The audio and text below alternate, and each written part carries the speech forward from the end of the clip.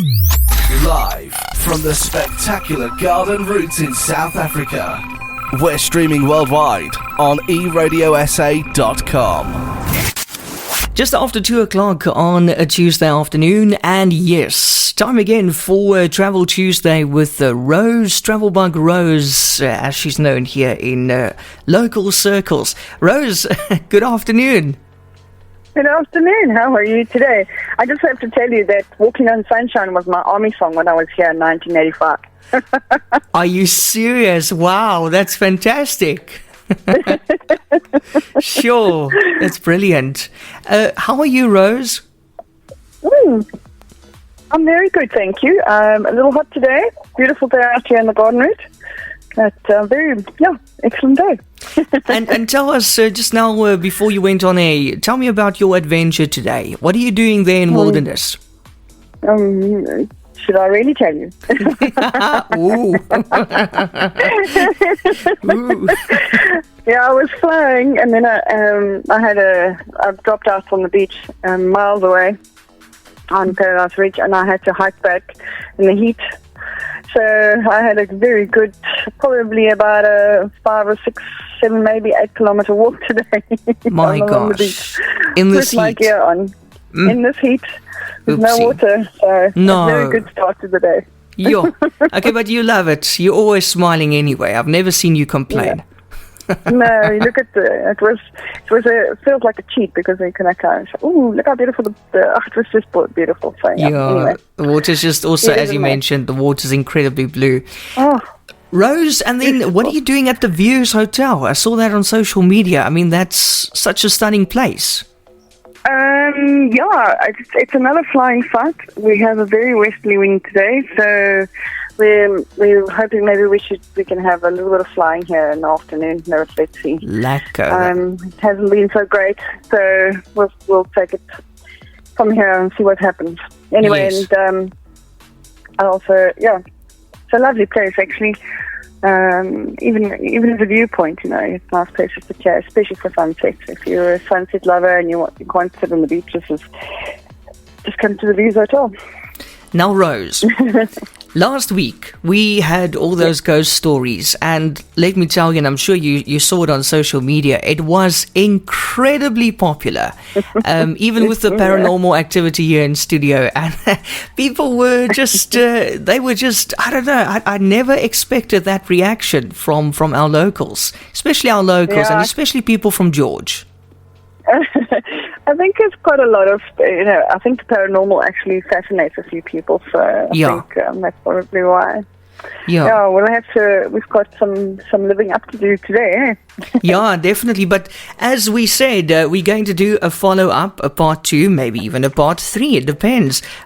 We had, just by the way, we reached over 47,000 people on Facebook with that post. Oh, that's awesome. And thousands of plays and thousands of visits to the eRadio website. So we are just incredibly grateful for that as well, Rose. Thank you. That's fantastic. But listen, good idea. We should do more ghost stories. Yes, but listen, a lot of people have been asking me, where did that photo come from of the lady in the road? Jan, a lot of what I do is got a lot of research. So I researched blogs and photographs and documents, and I got it on a document or a thing that was written. So I downloaded it from there. It was just astounding to see the reaction that the people had to that actual photo. It was just hilarious. but great. Yeah, some people wanted to retake the photo and all that kind of stuff. I said, nee, sy het presies so gelyk, and they were making jokes about her wearing a mask and all that stuff. Love it. Thank you. We're going to do a follow-up soon. Keep an eye on our social media. We're going to do a follow-up soon with Rose. You in for that, Rose? Yeah, definitely. For sure. Lekker. Now, today we are discussing myths and legends in the Knysna area. Yes, and I was going to do a few things, but then I thought to myself, I'm actually going to focus on one thing because it was almost 4 years ago that I actually did a walk with the legendary Garth Patterson. It was kind of a birthday gift to myself, and his book about the lions and his work on the lions that he's done in Kenya, and then he obviously came here in I think his first time he came here in 1999, and then he moved here in 2001, and then his study started with the elephants and so on and so forth.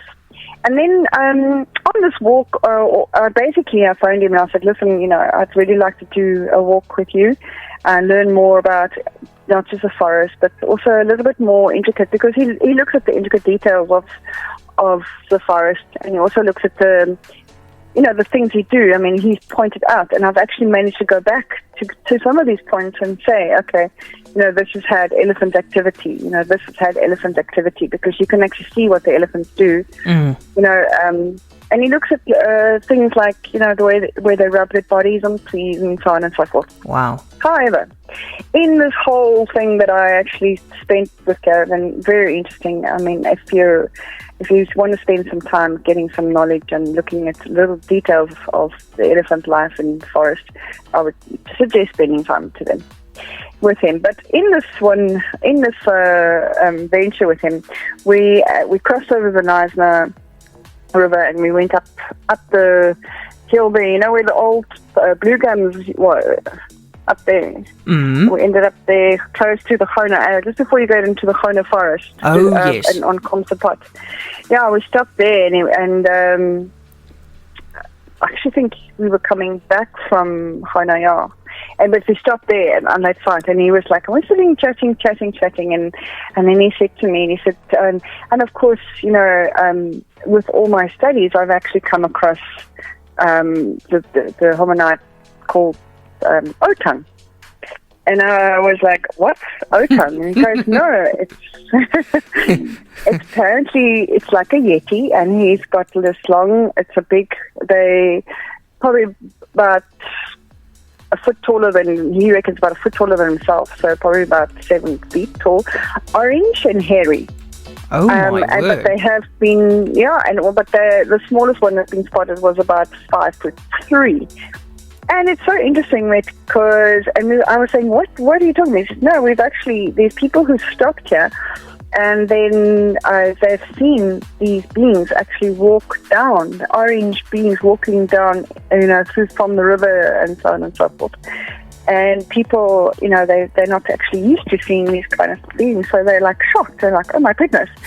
He says, and then he says, like, but then, I was staying in a hotel, and the manager of the hotel said to me, he had in the 90s, was it in the 90s or earlier than that, some German guests visiting, and as per normal, they would tell them, go into the forest, and this is what you do, as we do in the area, and they took their car and they drove towards Ditbala, and they had these 3 hairy beings crossing the road, this kind of hominids crossing the road, and they were so shocked, these people, and so, I mean, just imagine seeing something that is not normal to you, no. You've never seen before, Shoot. and they were so shocked, and they actually turned around and they actually went back to the hotel, packed their stuff, and left Knysna.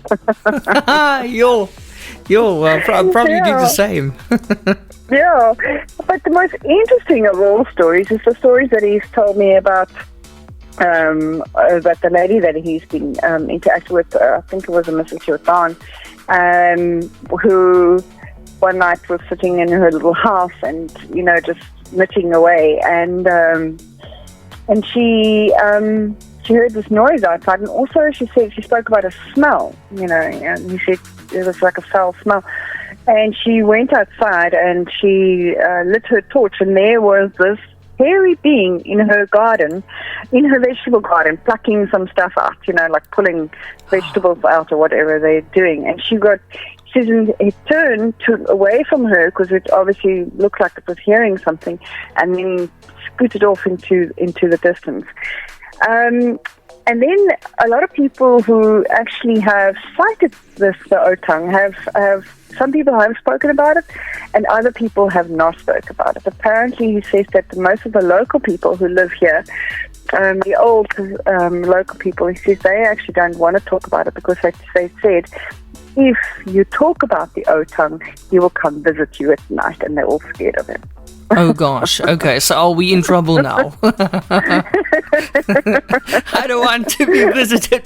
Let's stop it right now. I don't want to be visited by that thing. There's a difference between me and you, Ian. I'll keep talking about it until I see him. Okay, it's coming for you, not for me. So, yeah, very interesting. I mean, we know that a lot of these hominids have been spotted all over the world. And I've also asked, why have they not been captured on cameras and stuff like that? I mean, I don't think they're unintelligent. I think that if they are around, they're probably most likely intelligent kind of beings. I know that it seems to be that they have special, they have, their senses are quite strong, their hearing, seeing, that kind of stuff. Yeah. I mean, if you're a hominoid, who wants to maybe be hiding from human beings anyway? Yeah. Makes sense. Yeah, so that's my story for today, is the legend of the otang. I would suggest if you actually,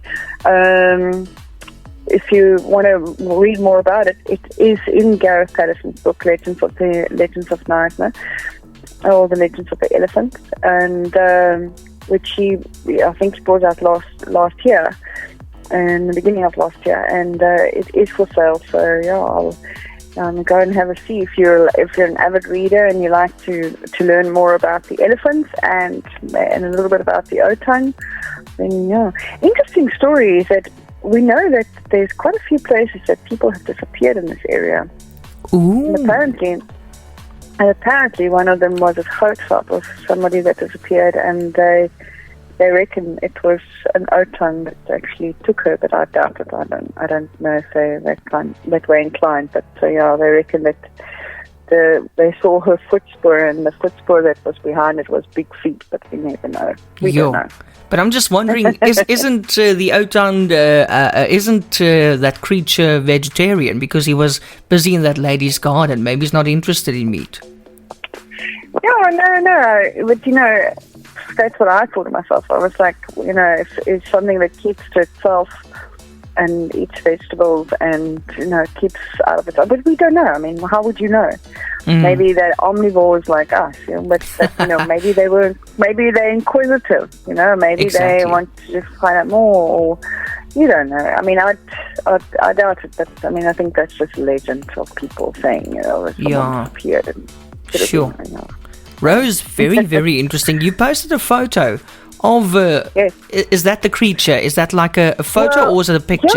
Yeah, I think it's a sketch. It's the only one I kind of could have found. Yeah. Of what a Yeti looking like, with legends. I mean, obviously nobody kind of has a picture of sketch drawing or something like that. Yeah, I don't know. Maybe if Gareth has one in his book, I haven't seen it. But it would be interesting to. It would be nice if someone who's kind of seen this creature, would have drawn a sketch or something, to what they actually seen. Yeah, get in touch. Maybe somebody's listening and they've got more information, or they'll listen to the podcast and they've got more information. Maybe their grandmother or somebody had interaction with the creature. Yeah, you never know. Funny enough that. Funny enough, when Gareth did his book launch, he said that about 7% of the people who were there had some kind of interaction with it, or know somebody who had an interaction with it. Okay, well, we want to hear from them. Please get in touch. Want to talk to you and the ghosts. Cool. Excellent. Rose, thank you so much. What are you doing for the rest of the afternoon? You're going to try and fly again? Yeah, let's see what's going to happen. We're trying to fly today because obviously the next couple of days are not so good. So, early morning work. My plan was to work early in the morning, then go and fly, and then do the interview, and then fly again, and then tomorrow is a work day because our flying days have been very few and far between. It's been crazy. The weather's been very strange. Yeah, it has indeed. Well, Rose, until next week, until next Tuesday at 2 o'clock. That's it for Travel Tuesday. I'll catch you soon. And you enjoy the rest of your day. Thanks as always. Thank you too. Take Thanks, care. Rose. You too. Bye. Booster systems are offline. E-Radio Live. Powered by TCS Wi-Fi.